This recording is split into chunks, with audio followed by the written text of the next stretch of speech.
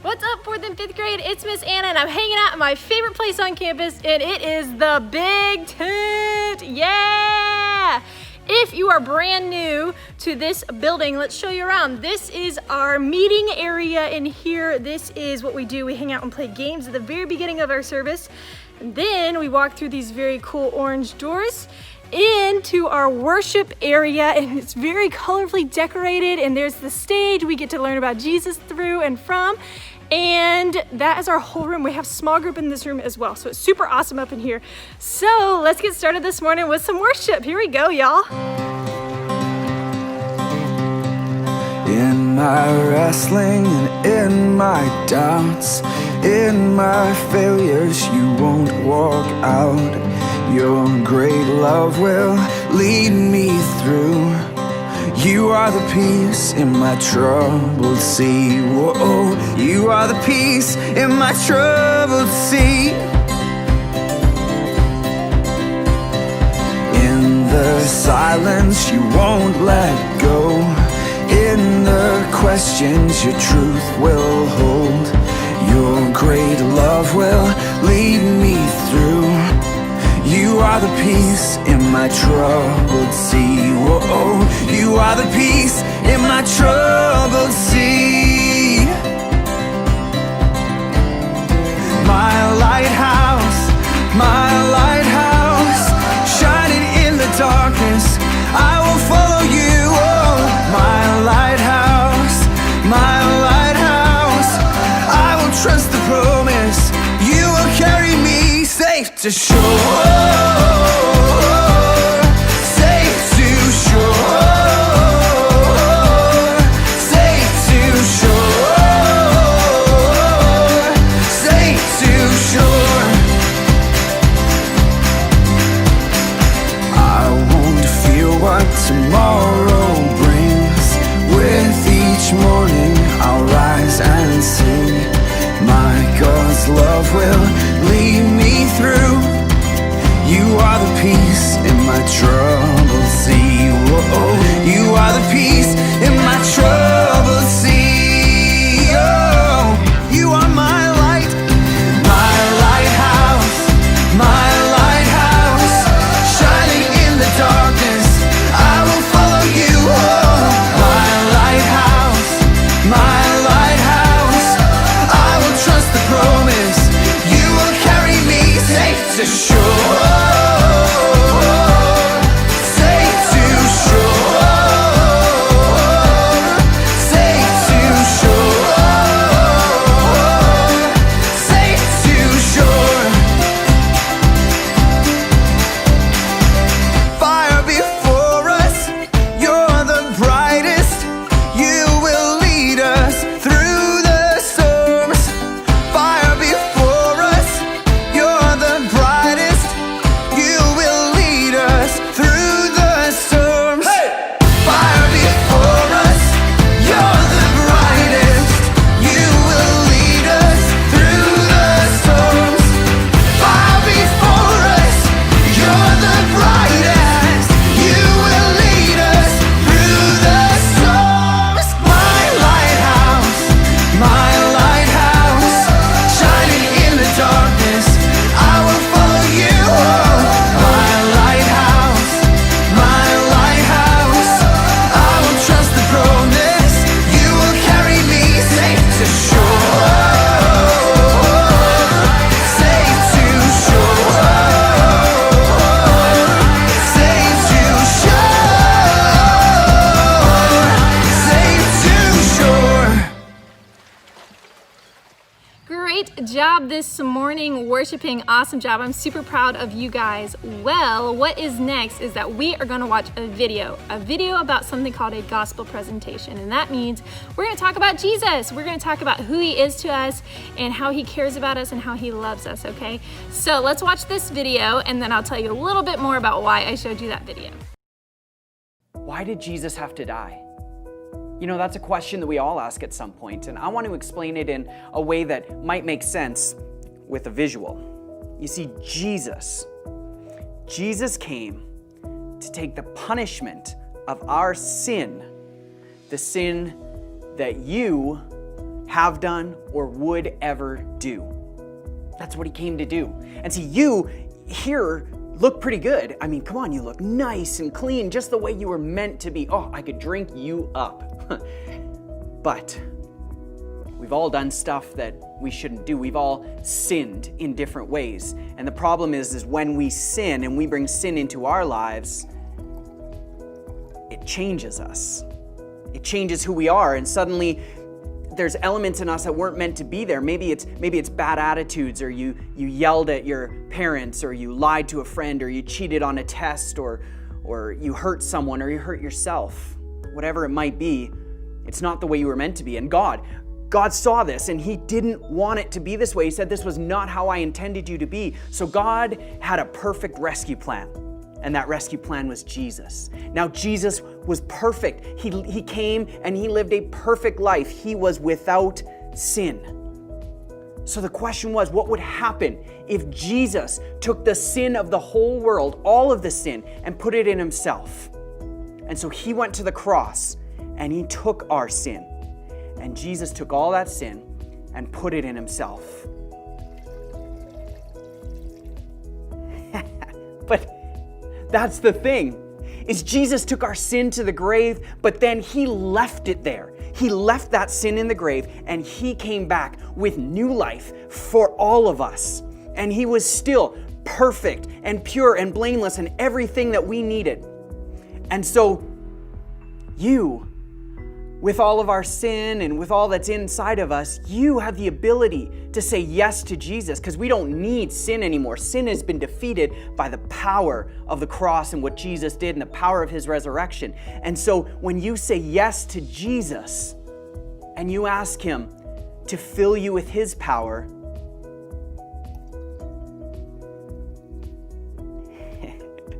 it changes everything.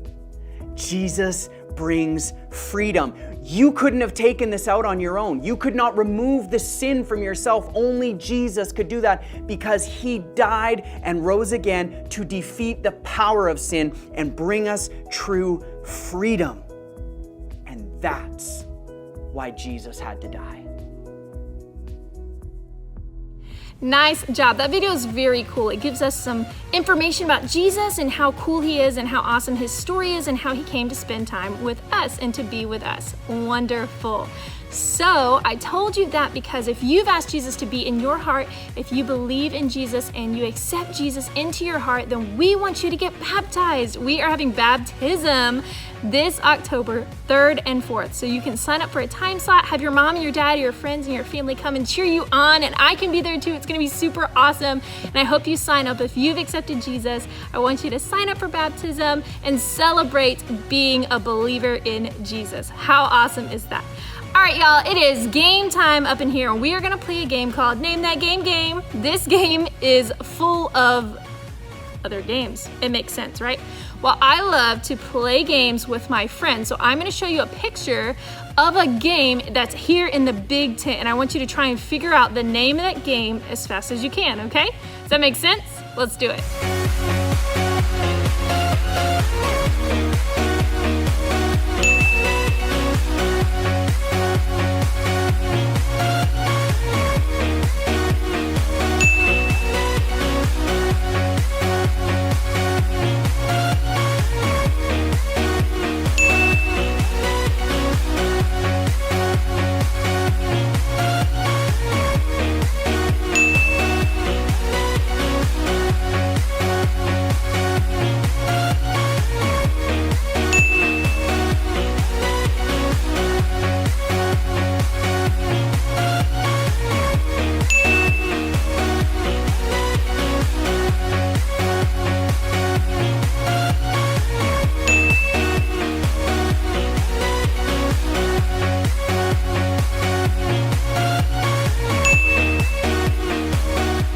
Job. I hope you guys enjoyed that game and thought it was super fun. I love playing games with you guys here in the big tent. It is super fun for me to get to know you and just to hang out with you and see what your likes and dislikes are and how we can hang out together in an awesome way. Wonderful. Well, this month we've been learning about friendship, and friendship means using your words and actions to show others that you care. So showing other people through your words and your actions that you care about them. So maybe you get them something that they love, or maybe you tell them really nice things that they're doing, or you're doing a great job at this, or I know your favorite color is blue, so I got you something that was blue, something awesome like that. I love it. And that verse this month that we are learning is Proverbs 17:17, and it says, "A friend loves at all times. They are there to help when trouble comes."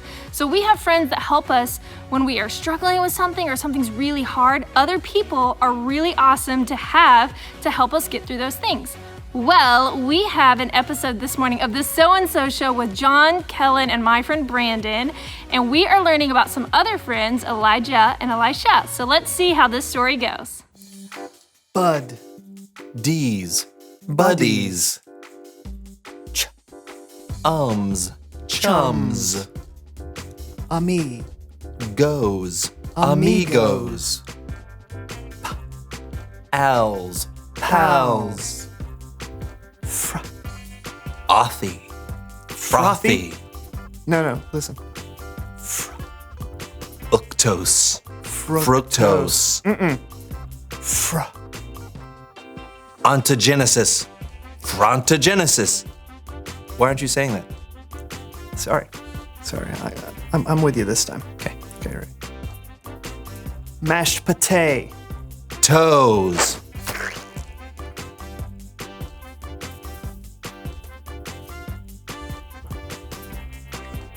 thanks for that.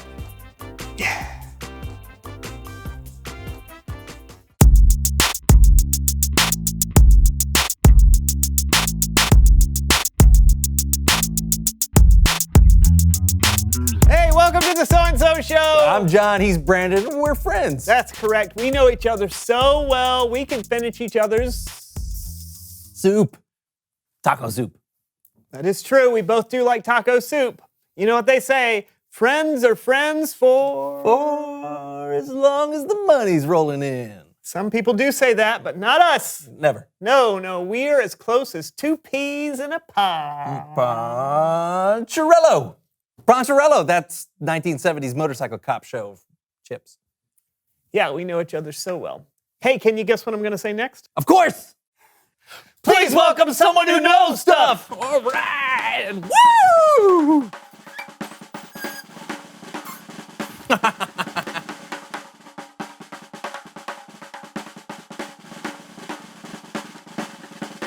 Right. Welcome. Yeah, please, sit down. I'm actually used to standing if you don't mind. Oh, no, sure, we'll stand up too. Oh, yeah, no problem. Tell us who you are and what you know. I'm Sally Joggins, and I'm a water volunteer for marathon runners. A water volunteer? That's right. When marathon runners are in the middle of the race, they can't just stop off at any watering fountain. That's where I come in. So you give water to runners as they run by? I don't just give out water. Anybody could do that. I assess the runners' approximate fatigue and dehydration levels, and then I quickly provide them with the amount of fluids they require to keep them in the race. Heads up! Let's go! You're at the 16th mile mark! You're killing it! Are you at a marathon right now? I sure am.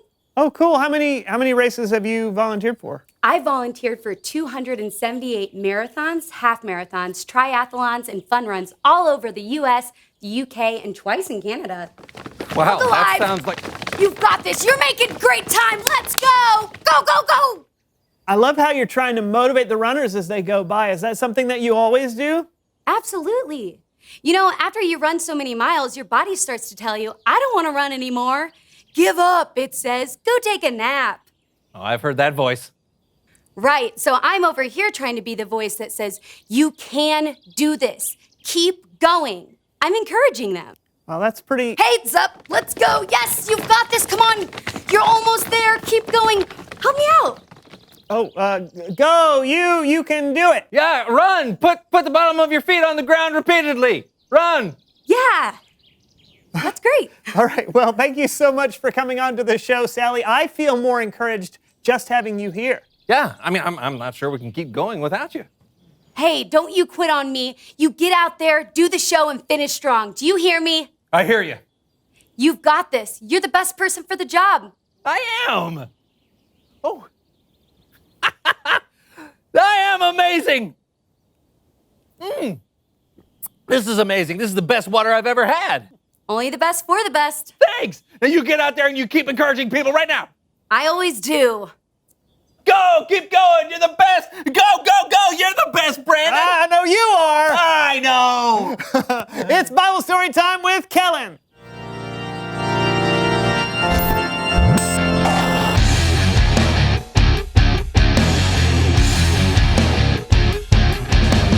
What up, guys? Hey, Kellen, you got a story for us? I do have a story for you. You can read it yourself in the books of 1st and 2nd Kings, or you can stick around and watch a little human head puppet theater.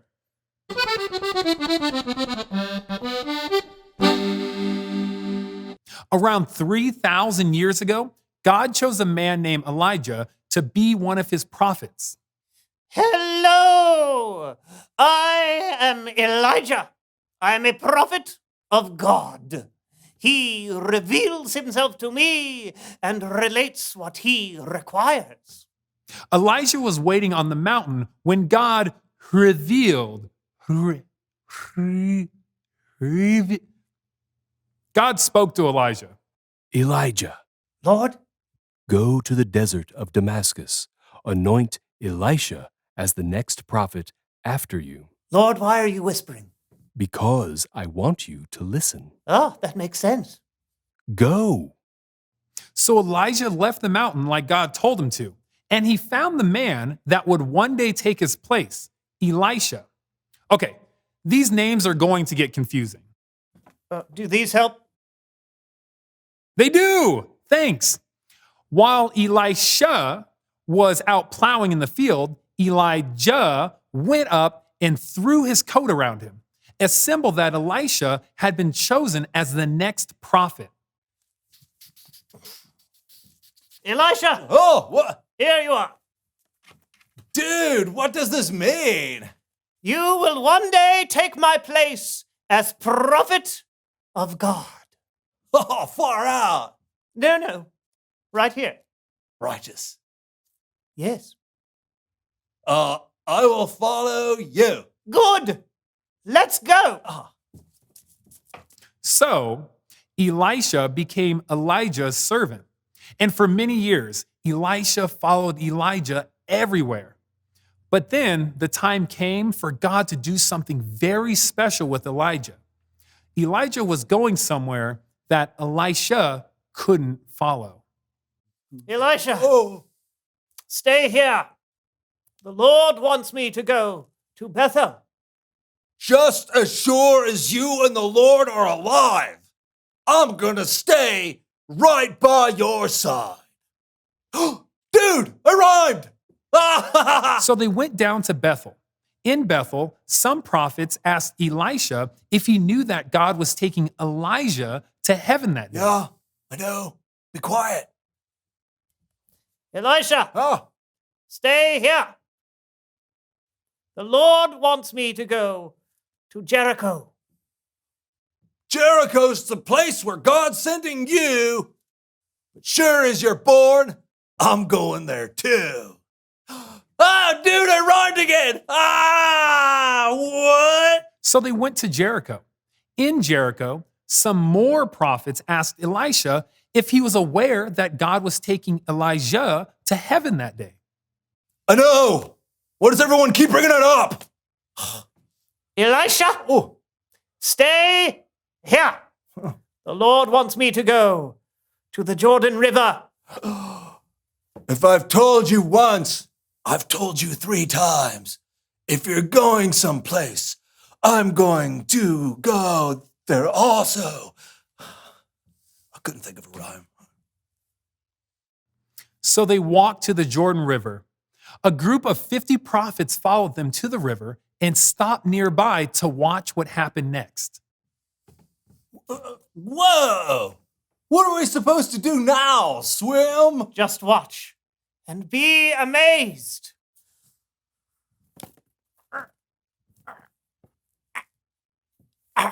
Am I supposed to be amazed yet? I'm trying to take off my coat. Oh! You want me to help? No, Oh, just let Kellen do it. oh, yeah. Will do. Elijah took off his coat, rolled it up, and struck the water with it.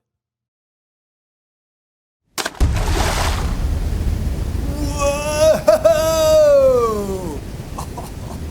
Tell me, after we walk through the river on dry land, what can I do for you before I'm taken away? Oh, please give me a double share of your spirit. That's a tough one. But if you see me when I'm taken away from you, then you will get what you have asked for. If you don't see me, you won't get it. Okay, but what exactly am I looking for? Suddenly, there appeared a chariot with horses made of fire. Oh, Something like this, I should think. I see it. Whoa. Oh, goodbye, Elijah. You've always been a father to me. Goodbye! Goodbye. Wow. Whoa. It disappeared. It went into heaven, dude. On a big chariot. Oh, I'm going to honor him with a great piano piece. After Elijah had been taken up to heaven, Elisha used Elijah's coat to cross back over the Jordan River. When the group of 50 prophets waiting there saw Elisha crossing through the Jordan River on dry land, they knew Elisha had been given the spirit of Elijah. The end. Thanks for helping out, guys. Way to tell that story. Way to tell that Bible story, Kellen. You're amazing. Thank you for the encouragement. Hey, that's what friends do. It's true. That's what Elisha did for Elijah when he stayed with him right till the end. And what Elijah did for Elisha when he left a share of his spirit. And what God does for us when he gives us the Holy Spirit to help and encourage us through good times and bad. Great points, both of you. Now get out there and keep telling more Bible stories, Kellen. I will. Go, go, go, go. Okay, here we go. Woo! You're good at that. Encouraging people? Thanks. Oh, that and yelling. Good. Then reveal the question. When has someone encouraged you? You encouraged me when I was learning how to juggle potatoes. That would have worked if you hadn't baked them first. I know. And you encourage me every day. And that's because you're the best. You are. You are. Talk about it together. Yeah. When has someone encouraged you? Yeah, we'll see you guys next time for a brand new song. I'm telling you, you are. You are. You're the best. Awesome. I love that story. I love the way that John, Kellen, and Brandon are able to tell true stories from the Bible in a super fun way where we get to learn quite a bit, right? Love it. Well, at the end of the video, a question pops up and it said, when has someone encouraged you? I want you to think about it, ponder it for a moment, and then go talk with your mom and your dad and see what they think. I mean, what's a way that they've been encouraged? Who has encouraged you? I want you to sit down and talk about it with them and see what they think and what you think. Awesome. Well, one really fun announcement. Tonight at 7 p.m., we are having small groups, and I hope you guys all hop on. I hope you get to meet your small group leaders, hang out with me, hang out with them, and maybe win some free pizza. So that is what's going down tonight. And the very last thing I want to tell you is that we are doing movie nights. Movie nights can happen at your house on Wednesday night. So if you want to sign up, Miss Ann sends an email every single week, and there's a link in that email to help you sign up for movie night. They're super awesome. You pick the movie and I bring you pizza. So it's a pretty good deal, right? All right, guys, I'll see you soon. Bye.